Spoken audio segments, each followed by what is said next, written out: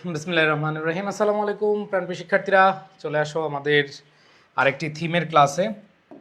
দেখো, আমি থিম রাইটিংটা খুব যত্ন সহকারে পড়াচ্ছি। এর কারণ হলো তোমাদের এই টপিকে 10 মার্ক। প্রাণপ্রিয় শিক্ষার্থীরা, তোমাদের থিম রাইটিংয়ে যেন তোমরা ফুল মার্ক পাও, এই জন্যই হচ্ছে আমার চেষ্টা। সো আশা করি সবাই হ্যাঁ, সবাই খুব মনোযোগ দিয়ে ক্লাসগুলো করবে। আমি কবিতাগুলো পড়িয়ে দিচ্ছি যাতে করে তোমরা ইজিলি থিমটা বুঝতে পারো এবং লিখতে পারো তোমাদের মতো করে, বা আমি যেভাবে লিখে দিই সেভাবে। সো আমরা এখানে যে জিনিসটা খেয়াল করব সেটা হলো, এটা খুব বড় একটা কবিতা তোমাদের বইয়ের। যাদের কাছে তালাশ বই আছে, তালাশ বইতে খুব মজার একটা ব্যাপার, 655 পেজে চলে যাও। আর যাদের মেন বই আছে, বা এই বইটা যাদের কাছে নাই, ইউনিট 11 লেসন 4, ইউনিট 11 লেসন 4, ঠিক আছে? যাদের কাছে তালাশ বইটা আছে তোমরা 655 নম্বর পেজে চলে যাও, ঠিক আছে? ওকে, আসো প্রাণপ্রিয় শিক্ষার্থীরা, আমরা একটু বোঝার চেষ্টা করি। এই কবিতাটা অনেক বড়, সময় লাগবে আমাদের। আশা করি এটা খুব মনোযোগ দিয়ে আমরা শেখার চেষ্টা করব। সুইট, সুইট হচ্ছে মধুর। সুইট কি? মধুর, তাই না? পিস মানে শান্তি। ওহ, মধুর শান্তি, মধুর শান্তি। ওয়ার ডোস্ট, আমরা এখন অনেকে বলি দোস্ত, যেটাকে আগে বলা হয়তো ডু অথবা ডাজ। তো আমরা জানি এইখানে THOU, THOU, তাও, তাই না? এটাকে বলা হয় ইউ। আগে মানে এর আগে এই দোস্ত এটাকে বলা হয় ডু বা ডাজ, আর দো এটা হচ্ছে ইউ। তার মানে এটা বোঝাচ্ছে সুইট পিস, মধুর শান্তি। Where do you dwell, dwell হচ্ছে বাস করা, ডুয়েল বাস করা, যে কোথায় তুমি বাস করো। ওগো মধুর শান্তি, তুমি কোথায় বাস করো। আই হাম্বলি, হাম্বলি হচ্ছে বিনীতভাবে, হাম্বলি হচ্ছে কি বিনীতভাবে, ক্রেভ আকুতি জানানো, আমি বিনীতভাবে আকুতি জানাচ্ছি। ওগো শান্তি, ওগো মধুর শান্তি, হোয়াট ডু ইউ ডুয়েল, তুমি কোথায় বাস করো। আই হাম্বলি ক্রেভ, ক্রেভ মানে হচ্ছে আকুতি করা, আমি বিনীতভাবে আকুতি করছি, বা আমি বিনীতভাবে আকুতি করি। তাই প্রথম লাইনটা বুঝছো? প্রথম লাইনটা কি বলেছে?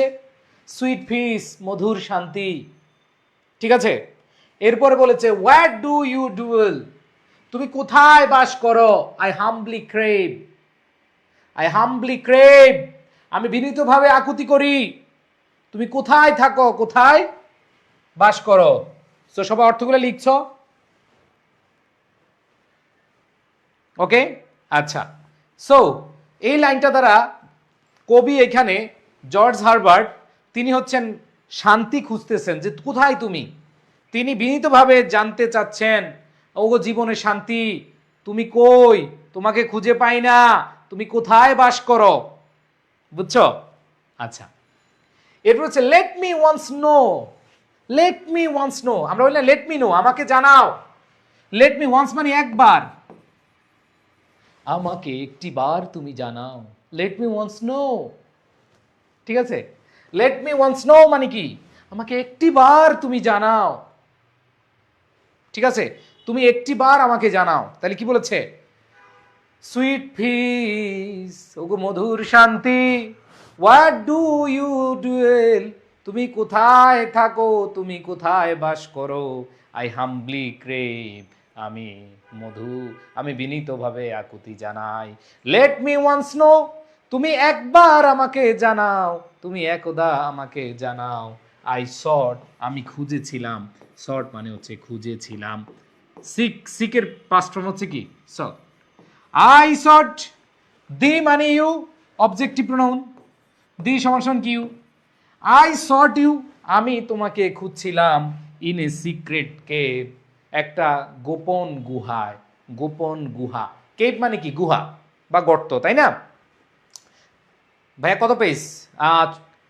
তোমাদের মেইন বইতে ইউনিট 11 এর লেসন 4, আর যাদের কাছে তালাশ বইটা আছে ভাই, তালাশ বইতে দেখো কি মজা করে দেওয়া। সুইট, সুইট হচ্ছে অ্যাডজেক্টিভ, অ্যাডজেক্টিভ।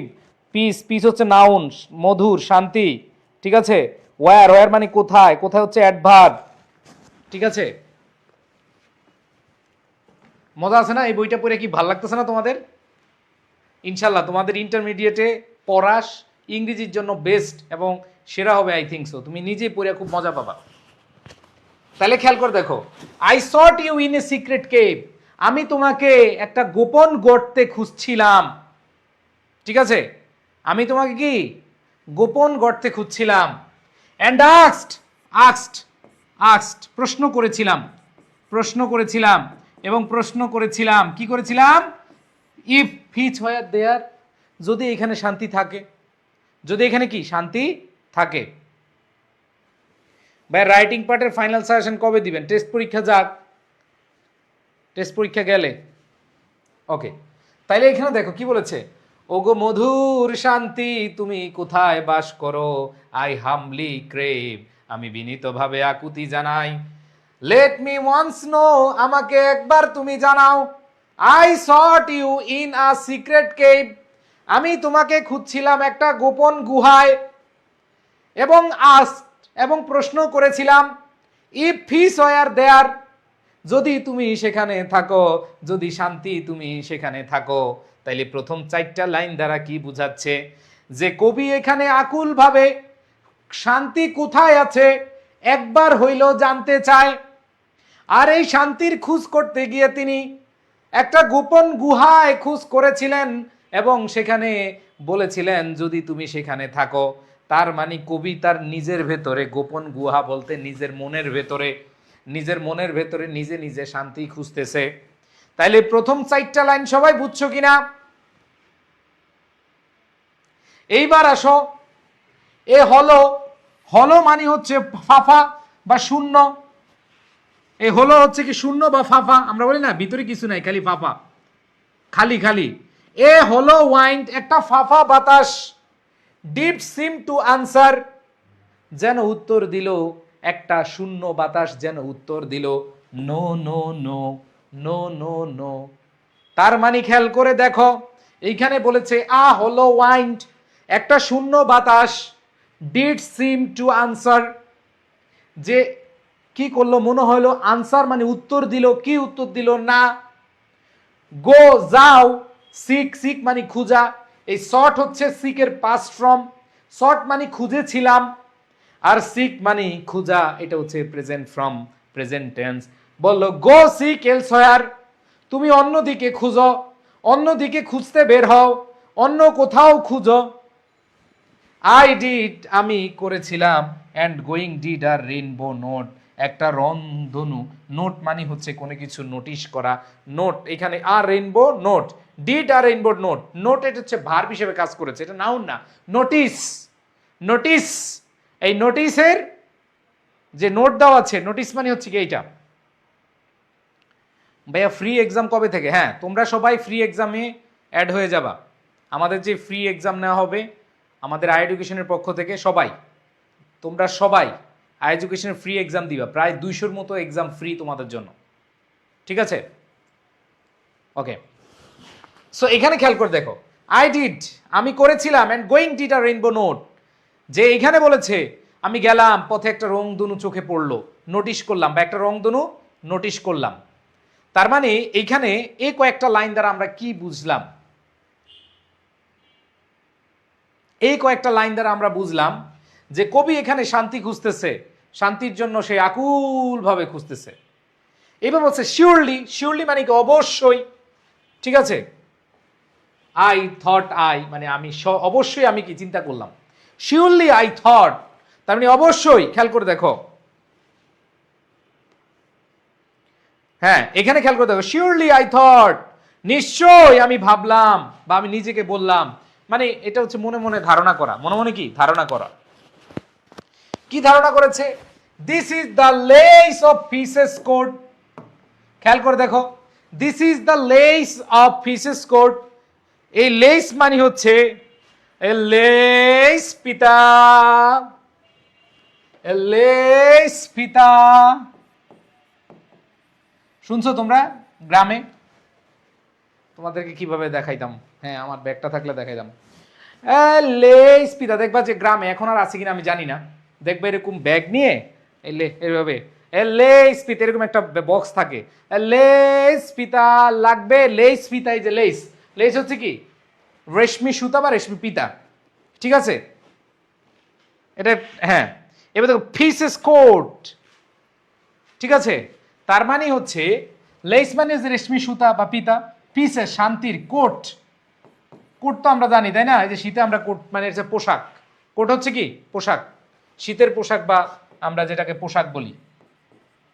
তো বলছে this is the lace of pieces coat, এটা হচ্ছে একটা শান্তির, দেখো এই যেন একটা শান্তির রেশমি সুতার কোট, ঠিক আছে। এরপরে খেয়াল করে দেখো, I will search out of the matter, out the matter, I will search, search মানে খোঁজা, ঠিক আছে, I will search out the matter, যে আমি, ঠিক আছে, আমি এই বিষয়টা খুঁজে নিয়েছি বা বুঝে নিয়েছি, ওকে। এরপর দেখে বলেছে but while I look the clouds immediately. আচ্ছা, এই তিনটা লাইন দ্বারা কি বুঝিয়েছে? এখানে কবি নিজে নিজেই মনে মনে শান্তি খুঁজে পাচ্ছে। শান্তি বলল this is the lace of pieces code, যেটা আসলে সৌন্দর্য, মানে এই যে শান্তিকে সৌন্দর্যের সাথে তুলনা বা শান্তির প্রতীক হিসাবে তুলে ধরা হয়েছে এখানে। এরপর বলেছে I will search out the matter, আমি এই বিষয়টা মানে বুঝে নিলাম, বুঝলাম বলতে হচ্ছে কবি যেটা বুঝাইছেন যে সৌন্দর্য থেকে আসলে কি শান্তি আসে, এটা তিনি বুঝতে চাচ্ছেন যে সৌন্দর্য থেকে কি আসলে শান্তি আসে কিনা। এরপর বলেছে but while I look the clouds immediately, যখন আমি মেঘগুলোর দিকে তাকালাম, ইমিডিয়েটলি মানে কি কোনো কিছু দেখতে না দেখতে, থাকতে না থাকতে, এরকম বোঝায় যে বাট কিন্তু while I looked the clouds, কিন্তু মেঘগুলো থাকতে না থাকতেই, মানে যত দ্রুত সম্ভব মেঘগুলো থাকতে বা থাকা অবস্থা বা মেঘগুলো থাকতে না থাকতেই, did break and scatter, break মানে ভাঙ্গা, স্ক্যাটার মানে হচ্ছে ছড়িয়ে ছিটিয়ে পড়া, ছড়িয়ে ছিটিয়ে পড়া, ছড়িয়ে ছিটিয়ে পড়া। তো এখানে বলছে যে ছড়িয়ে ছিটিয়ে পড়লো, তার মানে বিষয়টা হচ্ছে এটা তারা কি বুঝাইছে যে এই পৃথিবীর সুখ আসলে, এই পৃথিবীর সুখটা হচ্ছে স্থায়ী না, দীর্ঘস্থায়ী না, এটা বুঝাইছে। এটা বলছে যে ডিড ব্রেক অ্যান্ড স্ক্যাটার, মানে এই আমি দেখতে না দেখতে সুখ আবার কি পালিয়ে গেল, সুখ চলে গেল। ভাই এক্সাম, হ্যাঁ 26 এবং 27 দুইজনের জন্যই আমাদের যে ফ্রি এক্সাম, 26 27 সবার জন্য। ভাই এই থিমগুলা কি তালাশ বইতে আছে? হ্যাঁ, এই থিমগুলা দেখো তালাশ বইয়ের শেষে দেখো থিমগুলো আছে। ভাই তুমি বিশ্বাস করতে পারবে না, এই বইটা তোমার লাইফের সেরা একটা বই। এই যে দেখো থিমগুলো আছে এখানে, ওকে। আচ্ছা, এরপর হচ্ছে দেন আই ওয়েন্ট টু, দেখো দে I went I to a garden and did spy, তারপর আমি একটা বাগানে গেলাম এবং দেখলাম আ গ্যালেন্ট ফ্লাওয়ার, গ্যালেন্ট মানে হচ্ছে ঝাঁকালো, খুব জাঁকজমকপূর্ণ, গ্যালেন্ট মানে হচ্ছে কি জাঁকজমকপূর্ণ। তার মানে এখানে হচ্ছে but I well look the clouds, আমি মেঘগুলো যখন যেই না মাত্র দেখলাম বা দেখতে না দেখতে ডিড ব্রেক অ্যান্ড স্ক্যাটার, এটা কি ভেঙে গেল বা হচ্ছে ছড়িয়ে ছিটিয়ে গেল। এখানে বুঝাচ্ছে যে এই যে পৃথিবীর যে সুখ এটা আসলে ক্ষণস্থায়ী, এটাই ক্ষণস্থায়ী। এরপর বলছে যখন আমি এই বাগানে গেলাম এবং দেখলাম একটা ঝাঁকালো ফুল, এরপরে বলেছে the crown imperial, crown imperial বুঝো, ক্রাউন মানে বুঝো মুকুট, আর ক্রাউন ইম্পেরিয়াল মানে হচ্ছে রাজার মুকুট।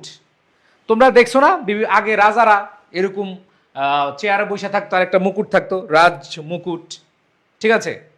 সেইখানে বলেছে যে the crown imperial sure I said I, sure said I, যে রাজমুকুট ফুল আমি ভাবলাম, peace at the root must dwell, যে এই যে এই মূলে, এই ফুলের মূলেই শান্তি আসলে বসবাস করে। এইখানে বুঝাইছে জীবনের উৎপত্তির জায়গা, ঠিক আছে, দেখো জীবনের উৎপত্তির জায়গায় শান্তি থাকার সম্ভাবনা বুঝাচ্ছে।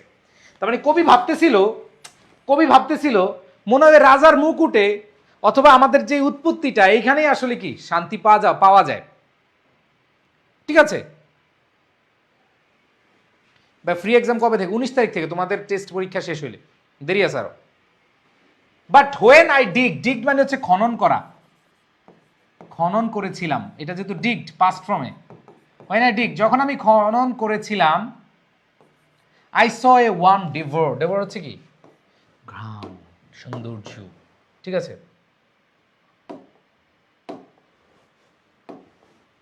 খেয়াল করে দেখো, আমরা যে জিনিসটা দেখলাম, when I digged I saw one devour হচ্ছে গ্রাস করা, গ্রাস করা, গ্রাস করা, শেষ করে দেওয়া। খেয়াল করে দেখো কি বলেছে, ভাই কবে থেকে? হ্যাঁ, পরীক্ষা 19 তারিখ থেকে। যখন আমি খুঁজছিলাম বা খুঁড়েছিলাম, আমি দেখলাম আই স ওর্ম, হচ্ছে পোকা, পোকা, ওর্ম। এটা ওয়ার্ম না কিন্তু, WARM, এটা হচ্ছে ওয়ার্ম মানে হচ্ছে উষ্ণ, আর WORM এটা হচ্ছে কিট বা পোকা। তো এটা বলেছে ওয়েন আই ডিগ, যখন আমি খুঁড়ছিলাম বা খনন করছিলাম, আই স এ ওয়ার্ম ডেভোর, আমি দেখলাম যে একটা পোকা ব্রাশ করে ফেলছে, মানে খেয়ে ফেলছে। কি বলছে? খেয়ে ফেলছে। তার মানে যখন আমি দেখলাম ওই ফুলের মূলে শান্তি মনে হয় বসবাস করে, ওমা শান্তি খুঁজতে দেখা দিয়েছে আবার পোকা খায়া ফেলছে শান্তি। ঠিক আছে, খুব মজা। কবিতাটা আমি সামারি করব, যখন থিম করব তখন তোমাদের খুব সুবিধা হবে। যে যখনই আমি শান্তি খুঁজতে রুটে গেলাম, মূলে গেলাম, তখন দেখলাম কি রাইটিং পার্ট সাজেশন কত, রাইটিং পার্ট দেরি আছে, রাইটিং পার্ট সাজেশন দিব টেস্ট পরীক্ষা সবার শেষ হইলে, টেস্ট পেপার বের হইলে ওই টেস্ট পেপার অ্যানালাইসিস করে দিব। ওকে, এরপরে দেখো হোয়াট শোড সো ওয়েল, যা অনেক সুন্দর দেখাচ্ছিল। এই যে আমরা যে সৌন্দর্যটা দেখি, আমরা বাহিরের যে সৌন্দর্যটা দেখি, ওই যে তোমরা একটা গল্প কথা শুনছো না, যে উপর দিয়া ফিটফাট ভেতর দিয়ে সদরঘাট, শুনছো কিনা? উপরে দিয়ে ফিটফাট ভেতরে দিয়ে সদরঘাট, মানে উপরে খুব চাকচিক্যময় কিন্তু ভিতর দিয়ে খোলস, আছে না এরকম? এরকম আমি দেখি যে আমাদের, তোমরা আমার বোনেরা, তোমরা কখনো পার্সোনালি নিবা না, এরকম দেখেছি আমাদের সমাজ ব্যবস্থা এরকম, যে উমা সবাই জানে এই মেয়েটা বোরকা পরে খুব সুন্দরভাবে মাদ্রাসায় যায়, স্কুলে যায়, কিন্তু আমি সরি টু সে, আমি আমার জায়গা থেকে বলি যে আমি কোনো বোরকার বিদ্বেষী না বা বোরকা নিয়ে বলতেছি না, বাট বলতেছি যে আমরা আমাদের মনের ভিতরে শয়তান কিভাবে ঢুকতেছে, এরপরে কি করতেছে, আবার হে বোরকা পরে যায়, আবার হ্যাঁ আবার টিকটক আইডি আছে। দেখো কি সুন্দর সিস্টেম, স্কুলে যায় বা মাদ্রাসায় যাচ্ছে বোরকা পরে, স্কুলে পরে মাদ্রাসায় যাচ্ছে, এরপরে আবার কি করতেছে, বাসায় এসে বোরকা টোরকা খুলে রুমের ভিতরে টিকটক বানায়, আবার তার আবার আইডি আছে। আমি খুব অবাক হয়ে গেলাম, এটা তোমাদের সাথে শেয়ার করতেছি। সো আমার বোনেরা যারা যারা মানে কি বলে যেন, যারা আল্লাহকে ভয় করে, আমাদের সবাই আল্লাহকে ভয় করে, সৃষ্টিকর্তাকে ভয় করতে হবে। কোনো ধর্মে, তুমি যেই ধর্মই, কোনো ধর্মই বলা নাই যে তুমি তোমার শরীর দেখায় নাচবা গাইবা, তুমি হচ্ছে টিকটকগিরি করবা, এগুলো কোনো ধর্মেই সাপোর্ট করে না। সো এটা কেন বললাম, যে এরকম সবাই জানে খুব ভালো, কিন্তু বাংলাদেশের বাকি মানুষ জানে কি, তো একটা টিকটকার। আবার ছেলে, এই যে 2 দিন আগের ঘটনা, ছেলে ডাক্তার, ডাক্তারের মতো একটা পশু, যে কিনা হইলো খুব ভালো, আর মানুষ তোমার ডাক্তার খুব ভালো, সে তার কর্মক্ষেত্রে যেই মানুষগুলো মানুষের সেবা করার জন্য হসপিটালে অনেক পরিশ্রম করে থাকে, সেই মানুষগুলো তার সহকর্মীদের দিয়ে, মানে যাই হোক, এগুলো আসলে মুখে বলার ভাষা নাই, তোমরা হয়তো জানো বিষয়গুলো। সো এটা বুঝাইতে চাচ্ছি যে আমাদের ভেতরে মনুষ্যত্ব দরকার। ইফ উই ফিয়ার আল্লাহ, আমাদেরকে ওইভাবে চিন্তা করতে হবে, আমরা যদি সৃষ্টিকর্তাকে ভয় পাই, তার মানে সর্বক্ষেত্রে আমাদের ভয় পেতে হবে। সব ঠিকঠাক আছে, উপর দিয়ে লেভাসদারি, আরেক ভিতর দিয়ে সুদ খাই, এরকম আছে। আমি তো জানি ওরে ভাই সে তো খুব মানে ভালো লোক, সে ভিতর দিয়ে আবার কি খায়, সুদ খায়। ঠিক আছে, তো জাস্ট এটা বুঝাইতে চাইছিলাম যে আমি যখন শান্তি খুঁজতেছিলাম তখন যে পোকা খায়া ফেলছে, এইটা বুঝাচ্ছে। তো যাই হোক, তোমরা আমার ভাই বোনেরা সবাই হচ্ছে যে ভাই, দিন শেষে আমাদের ধর্ম, আমাদের মনুষ্যত্ব, আমাদের বিবেক যেই জিনিসটা আমাদের সবসময় বলে, এটা সবসময় কি করবা। ধরো আমি অনলাইনে পড়াচ্ছি অনেক বছর, আমি যদি এতদিন নাচতাম গাইতাম, দেখতা যে ওই নাচতাম গাইতাম বলতে যে গান গাইতাম, সিঙ্গার হইতাম, বা হচ্ছে টিকটক বানাইতাম, দেখতে যে খুব ভাইরাল হয়ে যেতাম, সত্যি কথা যেটা, মানে পড়ানো বাদ দিয়ে যদি এই প্রফেশনে না যাইতাম। সো আমার এই পড়ানোর একটা উদ্দেশ্য আছে, তোমরা যেহেতু আমার পেইড বেসের স্টুডেন্টের জন্য বলি, হ্যাঁ, আমার পড়ানোর উদ্দেশ্য, আমার আরেকটা কোম্পানি আছে তোমরা জানো, আলহামদুলিল্লাহ আল্লাহ আমাকে খুব ভালো রেখেছেন। সো আমি যে পড়ানোটা বা এই শিক্ষামূলক বিষয় নিয়ে কেন এডুকেশন, যেহেতু আমি যখন প্রতিষ্ঠা করি তখন আমার একটা উদ্দেশ্য ছিল, সত্যি কথা, আল্লাহ রাব্বুল আলামিন আশা করি কবুল করবেন।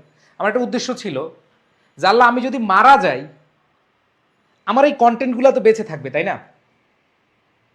ধর আমি মারা গেলাম, আমি যে তোমাদের সাথে কথা বললাম, তোমাদেরকে পড়ালাম, তোমাদেরকে শিখাইলাম, এগুলো তো থাকবে, তাই না? সো আমি আল্লাহর কাছে এটাই আমার লাইফের অন্য একটা গোল, যে আমি যদি কখনো মারা যাই আমার এই পড়ানোটা যেন বেঁচে থাকে, এবং এই পড়ানো দিয়ে কোনো মানুষের মানে বিন্দুমাত্র যেন ক্ষতি না হয়। সো এটা আমি বলার উদ্দেশ্য হচ্ছে যে আমরা চেষ্টা করব উপরে যা ভেতরে তাই থাকার কথা, মানে থাকার চেষ্টা করব। আমি উপরে ভালো গোপনে খারাপ, নো, আমি উপরে ভালো থাকতে হবে, গোপনও কি ভালো থাকতে হবে। এই দুইটা জিনিস তোমরা একটু মেনটেন করবা, এটা সবাই মাথায় রাখবা। তো যাই হোক, এটা বুঝাইতে গিয়ে অনেকগুলো কথা বললাম, আসো এরপরে দেখো অ্যাট লেংথ। এই যে দেখো, what showed so well, showed মানে কি দেখিয়েছিল বা দেখাচ্ছিল, সো ওয়েল মানে হচ্ছে কি অনেক ভালো, যেটা অনেক ভালো দেখাচ্ছিল। এরপর বলেছে অ্যাট লেংথ আই মেট, অবশেষে বা শেষে, অ্যাট লেংথ মানে কি শেষে, আই মেট আমি সাক্ষাৎ পেয়েছিলাম বা আমি দেখা করেছিলাম।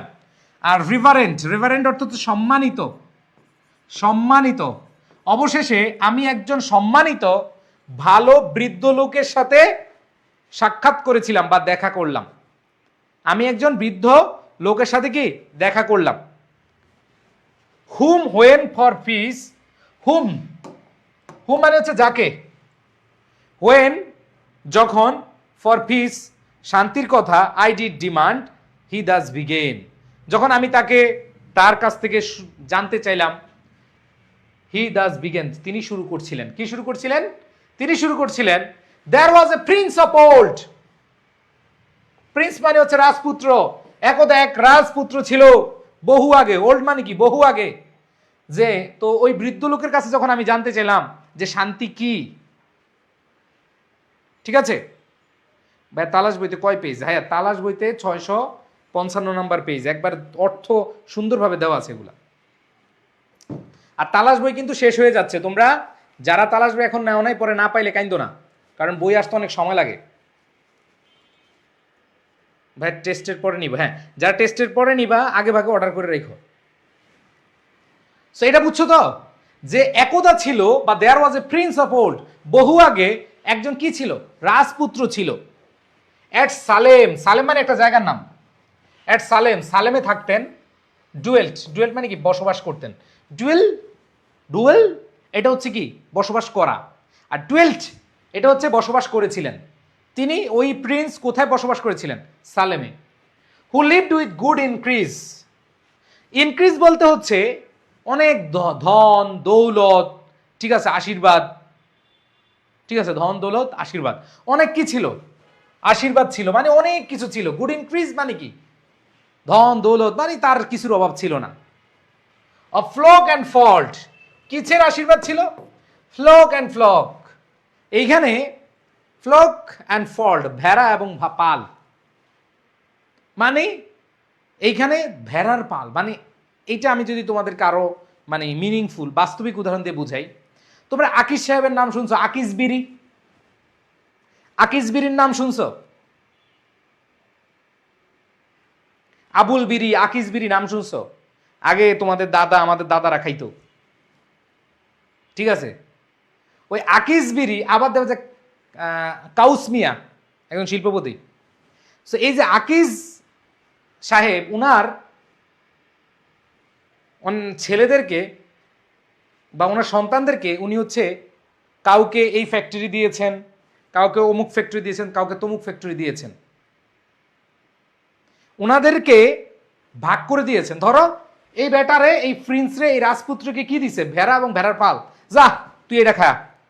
যেমন ওই যে আমাদের উপদেষ্টা একজন আছে, আকিজ সাহেবের ছেলে মনে হয়, আকিজ বশির, ঠিক আছে?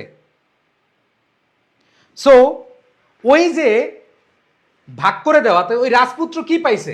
ভেড়ার পাল, মানে তার যেই পাল বলতে হচ্ছে তার যেই মানে আছে না, সালাম ভাই, সালাম ভাই, নেতার বাংলাদেশে এরকম ছিল, তোমরা যারা দেখছো এখনো দেখতেছো যে নেতার নেতা তো সালাম পাই, নেতার পোলারে পারে না পারে জুতা ঘুষা দেয়, ঠিক আছে? নেতার তো সালাম দেয় আর নেতার পোলারে ভাই ভাই জুতা টুতা ঘুষা দেয়। তো এটা তারা বুঝাচ্ছে অনেক কিছু আছে, শুধু ধন সম্পদ না, এখানে অনুসারীরাও বুঝাচ্ছে, ঠিক আছে? এরপর হচ্ছে হি সুইটলি লিভ, তিনি খুব ভালোভাবে বেঁচেছিলেন। Yet sweetness did not save, কিন্তু এই যে দেখো তিনি খুব মধুরভাবে বা ভালোভাবে বাঁচছিলেন। ইয়েট যদিও সুইটনেস, সুইটমেন মিষ্টতা, মধুরতা, ডিড নট সেভ কি করতে পারে নাই, এই মধুরতা তাকে সেভ, তাকে বাঁচাতে পারে না, রক্ষা করতেন হিজ লাইফ ফ্রম ভয়েস, শত্রুর হাত থেকে রক্ষা করতে পারে নাই। আমি জাস্ট উদাহরণ দিচ্ছি, বিগত সরকারের আমলে, জাস্ট আমি একটু বুঝাচ্ছি তোমাদের জন্য, হ্যাঁ? বিগত সরকারের আমলে আমরা অনেক নেতা দেখেছি, শুধু নেতাই দেখি নাই, ওই নেতার অনুসারীদের দেখিয়েছি। কিন্তু যখন ধ্বংস এসে গেছে তখন ওই নেতার অনুসারীরা, ওই যে জুতা মুইসা দিত, এরা সব পালাইছে, কেউই আর পাশে থাকে নাই। নেতাও পাশে থাকে না, নেতার অনুসারীরা কি পাশে থাকে নাই। বুঝাতে পারছি? তার মানে কি বুঝাইছে? যে তার অনুসারীরা তারে কি, সে ফয়েজ মানে হচ্ছে কি শত্রু থেকে রক্ষা করতে পারে নাই। But after death out of his grave, খেয়াল করে দেখো, কিন্তু মৃত্যুর পরে তার সমাধি থেকে দেয়ার স্প্রিং 12 স্টকস অফ হুইট, ওই মৃত্যুর পরে তার 12টি ডাটা, 12 স্টকস মানে হচ্ছে গমের আটা, হচ্ছে যে হুইট হচ্ছে কি গম, যে 12টি ডাটা যাটার জন্ম নিল, মানে হচ্ছে এখানে অন্তর্নিহিত অর্থ যে 12 শিষ্য, মানে 12টা শিষ্য কি জন্ম নিল। এরপর বলেছে which many wandering at God some of those two plan and said, এবং এটা দেখে অনেকে কি করলো, আশ্চর্য, ওয়ান্ডারিং মানে হচ্ছে কি আশ্চর্যিত হলো, হুইচ মেনি যেটি দেখে, ম্যানি ওয়ান্ডারিং অ্যাট যে আশ্চর্যজনিত হলো, অবাক হইলো, God some of those two plant and said. এখন এই বীজ বা এই গমের যে ডাটাগুলো নিয়ে বা বীজ নিয়ে অনেকে কি করলো, রোপণ করলো, টু প্ল্যান্ট, রোপণ করলো। রোপণ করার পরে দেখো ইট প্রসপার্ড স্ট্রেঞ্জলি, ওই যে রাজপুত্র যখন মারা গেল, মারা যাওয়ার পরে তার যে ডাটা বা বীজগুলো ছিল, এই বীজগুলো নিয়ে সবাই হচ্ছে কি করতে লাগলো, রোপণ করতে লাগলো, ঠিক আছে? তো এটার অন্তর্নিহিত অর্থ আছে, এই যে এখানে আমি দিয়েছি, যে খ্রিস্ট ধর্মের বার্তা গ্রহণ, যিশুর প্রেম ও শান্তির বিশ্ব ছড়িয়ে পড়লো। তারপর বলছি প্রসপার্ড, প্রসপার্ড মানে কি ছড়িয়ে যাওয়া বা সমৃদ্ধ হওয়া, ডিড সুন ডিসপার্স, এবং এটা খুব দ্রুত ছড়িয়ে পড়লো, দ্রুত কি উৎপন্ন হলো বা হচ্ছে সমৃদ্ধ হলো, এবং এটা দ্রুত ছড়িয়ে পড়লো থ্রু অল দ্য আর্থ, সারা পৃথিবী জুড়ে, সমগ্র পৃথিবী জুড়ে। For they that taste with the rehearse, কারণ যারা তা স্বাদ নেয়, একবার ওই ধর্ম গ্রহণ করে তারা শক্তি অনুভব করে। That virtue lies there in, এক ভিতরে মহত্ব লুকিয়ে আছে, ভার্সু মানে মহত্ব, a secret virtue bringing peace and mirth, একটা গোপন শক্তি যা শান্তি ও আনন্দ আনে। আচ্ছা, এটা যেহেতু জর্জ হারবার্ট উনি খ্রিস্টান ধর্মাবলম্বীর অনুসারী ছিলেন, সো উনি এই ধর্মের বার্তাবাহক, এই ধর্মের বার্তাবাহক হিসেবে রয়্যাল প্রিন্সকে বা হচ্ছে যে প্রিন্স সালেমের যে প্রিন্স, ওনার মৃত্যুর পরে ওনার যে আসলে বার্তাগুলো, এই বার্তাগুলো পৃথিবীতে ছড়ে যায় এবং সেগুলো খুব দ্রুতই কি মানুষের কানে ছড়িয়ে যায়। ঠিক আছে? সো এইখানে যে জিনিসটা বুঝাচ্ছে, এইখানে বুঝাচ্ছে যে এই জিনিসগুলা অনুসারীরা খুব দ্রুতই নেয় বাই ফ্লাইট অফ সিন। এবং এই যে আনন্দ এবং যেই শান্তি, এটা ফ্লাইট মানে হচ্ছে ছেড়ে দেওয়া, বাই ফ্লাইট অফ সিন, দূরে ঠেলে দেওয়া। সিন মানে কি? মিথ্যা বা পাপ, পাপাচার। Take of this grain which in many garden grows. এবং এই শস্য নিয়ে এগুলো হচ্ছে বাগানে জন্মায়। যেমন আমি যদি এটা, যেহেতু তোমরা এখানে মুসলিম সংখ্যা বেশি, আমি যদি জাস্ট উদাহরণ দিই, খ্রিস্টান ধর্মের তো উদাহরণ আছে। যেমন মহানবী সাল্লাল্লাহু সাল্লাম যখন এই ইসলামের বার্তা বিভিন্ন জায়গায় দিচ্ছেন, আজকে দেখো কত বছর আগের সেই বার্তা এখন কি মুসলমানরা নিচ্ছে। আবার খ্রিস্ট ধর্ম সেম, যীশু খ্রিস্টের ওই মানে যেই বার্তাটা, এই বার্তাটা কিন্তু এখন নিচ্ছে। তো এখানে এটাই বোঝা যাচ্ছে, টেক অফ দিস গ্রেন, এই শস্য নাও এবং বাগানে যা জন্মায় এবং সেগুলো হচ্ছে অ্যান্ড গ্রোস ফর ইউ, সেগুলো তোমার জন্য জন্মায়। তার মানে এখানে বোঝাচ্ছে ভেতরের যে পাপ না থাকলে আমাদের মনের মধ্যে শান্তি থাকে। দেখবা যে যদি তুমি কোনো পাপ করছো, তোমরা আমাকে বলো তো, এখানে যারা আছো প্রত্যেকে কোনো না কোনো পাপ করছো জীবনে, করো নাই? পাপ করো নাই? কি বুকে হাত দিয়ে বলতে পারবা যে পাপ করো নাই? বলো বলো, কোনো না কোনো পাপ করছো, তাই না? পাপ করলে মনে কি শান্তি লাগে? সত্যি করে বলো।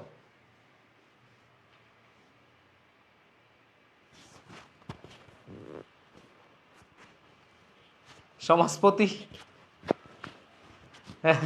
খেয়াল করে দেখো যে বুকে হাত দিয়ে বলো, শান্তি পাও? শান্তি পাও না, অশান্তি লাগে। পাপ করলে কি অশান্তি লাগে। সো এবং এটা বুঝাইছে যে এই যে আমাদের বলেছে যে take of this grain which may garden grows, মানে হচ্ছে যে মানুষের সত্যতা, শান্তি, এই যে পাপ থেকে দূরে থাকা, এগুলো আস্তে আস্তে কি বাড়তেছে, মানে আরো বেশি কি ভাল লাগতেছে। স্যার এইভাবে বলেন না, হৃদয় কাপ। হ্যাঁ, না বলার কি আছে? আমি পাপী, তুমি পাপী, ভাই আমরা শুধু পাপী না, আমরা পাপী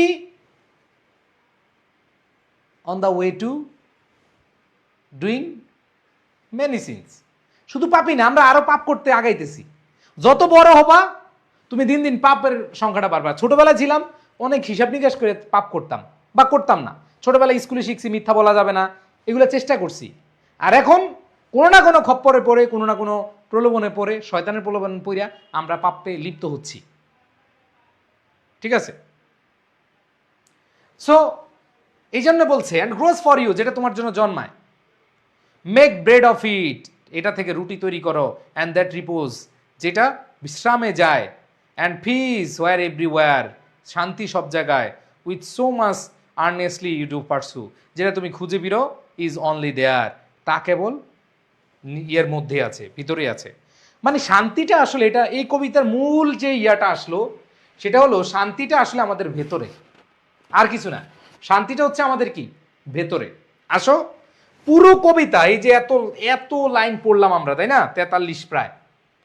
সো আমরা এটাকে একবার সহজভাবে এখন সুন্দরভাবে একটা থিম পড়ায় ফেলবো। আসো প্রাণপ্রিয় শিক্ষার্থীরা, দেখো, this poem is about the search for true piece. এই যে তা আমরা দেখলাম যে এই কবিতাটা শান্তি খুঁজতেছিল।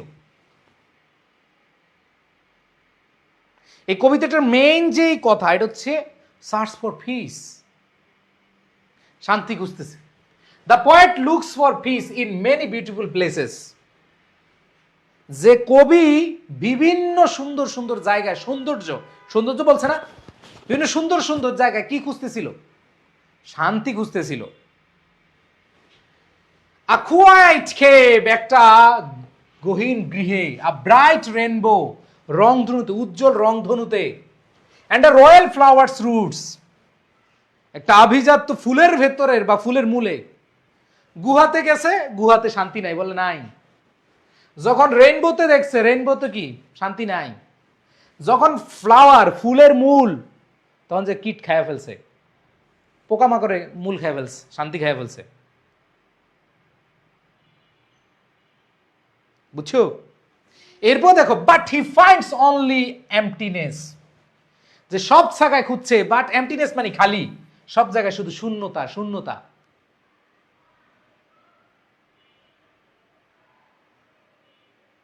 ভাইয়া থিম কি এত বড় লিখবা? আরে কবিতা যদি বড় হয়, থিমটা একটু হালকা বড় লিখবা। বুঝছো? কবিতাটা বড়, যেমন ড্রিমস কবিতা আসলে সহজে লিখবা। বুঝছো?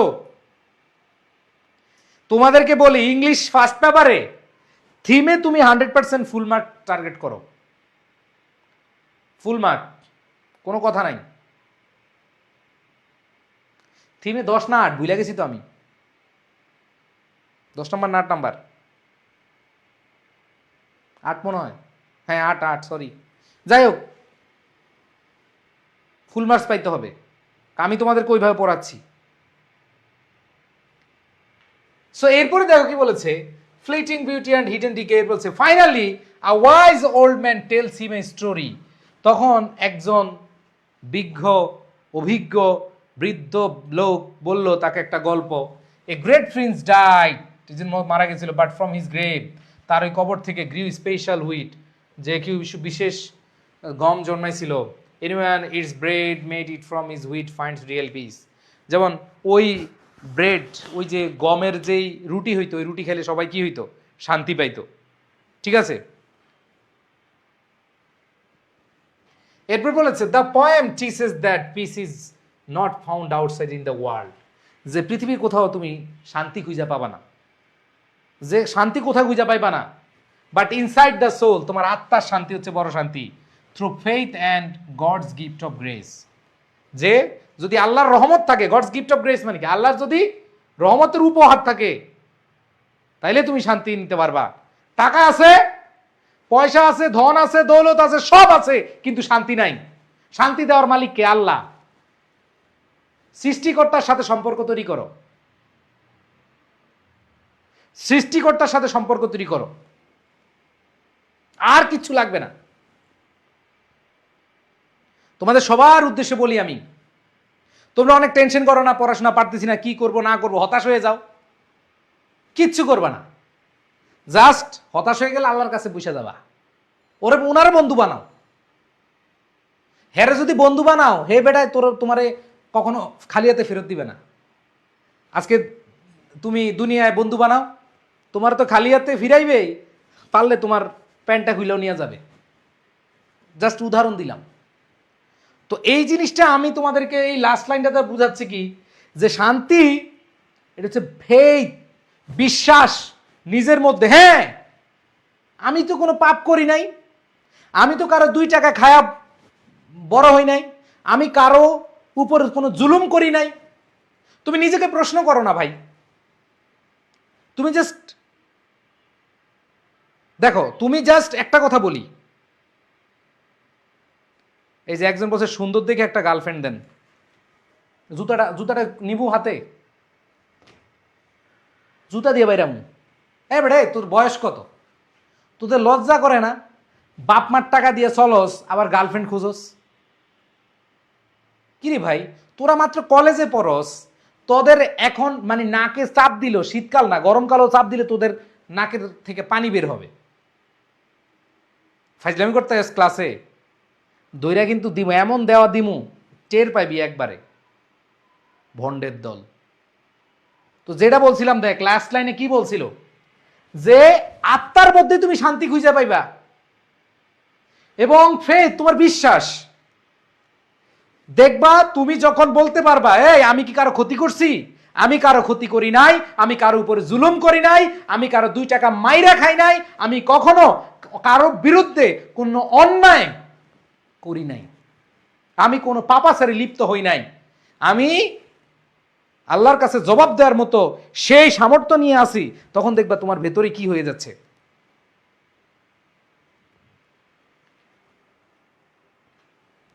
বুঝছো ভাইয়া? ওকে, সো যেটা বুঝাইলাম সেটা হলো যে এই ফেথ যখন আসবে তখন তোমার প্রতি আল্লাহর রহমত আসবে, সৃষ্টিকর্তার রহমত আসবে, বুঝছো? সো আশা করি এই কবিতার মূল থিমটা বুঝছই। এই কবিতার মূল থিম হচ্ছে তুমি কোথাও যায়া খুঁজা পাবা না শান্তি। পৃথিবীর সৌন্দর্য মণ্ডিত জায়গায় গেছো, সব জায়গায় গেছো, কোনো জায়গায় তুমি শান্তি খুঁজা পাইবে না যদি তোমার আত্মার শান্তি যদি না আসে, যদি তুমি নিজের সাথে কখনো নিজেকে নিয়ে নিজের সাথে কখনো পাপাচারে লিপ্ত হও, গোপনে কোনো পাপাচারে লিপ্ত হও, তুমি কারো হক মেরে খাও, তুমি কারো বিরুদ্ধে কোনো অন্যায়ভাবে কাউকে কষ্ট দিয়ে থাকো, তুমি এমনভাবে তোমার ভেতর থেকে তোমার নবসটা এমনভাবে মরে যাবে তুমি শান্তি আর খুঁজে পাবা না। এজন্য তুমি কি থাকতে হবে? পুরাই ফিট থাকতে হবে, বুঝছো? ওকে, তো যাই হোক, আশা করি তোমাদের এই কবিতাটা আমি বুঝাইতে পারছি। অনেক বড় একটা কবিতা ছিল, ঠিক আছে? আশা করি তোমাদের বুঝাইতে পারছি।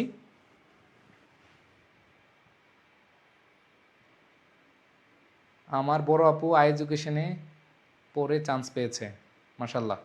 হ্যাঁ, আলহামদুলিল্লাহ। আচ্ছা, তোমাদের অনেকেই আমাদের আই এডুকেশন থেকে ঢাকা ইউনিভার্সিটি চান্স পেয়েছে। ও কি নাম ওর? হ্যাঁ,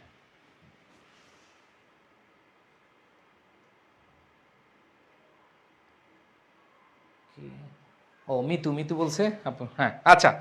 সো যাই হোক, তোমরা যারা যারা ঢাকা ইউনিভার্সিটি টার্গেট করছো বা ইউনিভার্সিটি টার্গেট করছো, তোমরা প্রি অ্যাডমিশন কোর্সটাতে অ্যাড হয়ে যাও, কারণ প্রি অ্যাডমিশনটা নিলে তুমি অনেক দিক থেকে এগিয়ে যাবা। বুঝাইতে পারছি? প্রি অ্যাডমিশনটা করে ফেলো, প্রি অ্যাডমিশনটা ভর্তি হয়ে যাও, তুমি ভালো করতে পারবা। ওকে, আচ্ছা। তো যাই হোক, আশা করি তোমরা সবাই কবিতাটা বুঝতে পারছো। ভালো লাগছে কবিতাটা?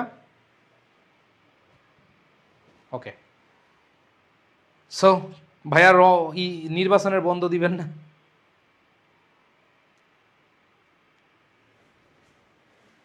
ওকে স্যার, তালাশ বইটা কিভাবে পড়বো একটা ভিডিও দিয়েন। হ্যাঁ, দিব। মিম তোমার তোদের সবারই কমেন্ট দেখি, এখন সবার কমেন্ট ধরলে তো ঝামেলা। সিজিতা, গুড। ওকে, তামিম, হবে হবে। সবাই তাহলে ভালো থাকো, সুস্থ থাকো। তোমাদের সবার প্রতি শুভকামনা জানিয়ে শেষ করছি। আল্লাহ হাফেজ, আসসালামু আলাইকুম রহমতুল্লাহ। আর এই থিমের পিডিএফ দেওয়া আছে তোমাদের, আগে থেকে এই পিডিএফ দেওয়া আছে। পিডিএফ যেটা আগের, ওইখান থেকেই পড়াচ্ছি।